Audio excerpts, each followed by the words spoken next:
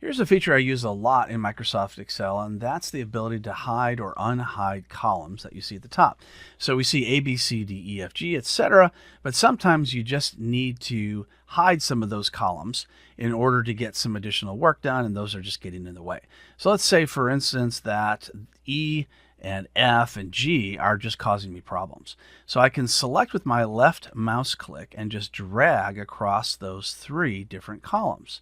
And now all I have to do is right click anywhere on those columns and choose to hide.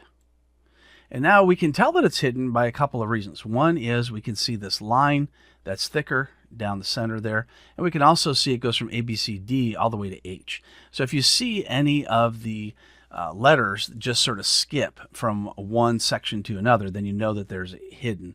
And you know it's exactly where it is because it's right where this particular line is. Now, if I wanted to, I could stretch that out and then they just become unhidden. I can also right click and choose the unhide option as well. So a couple of different ways to do that.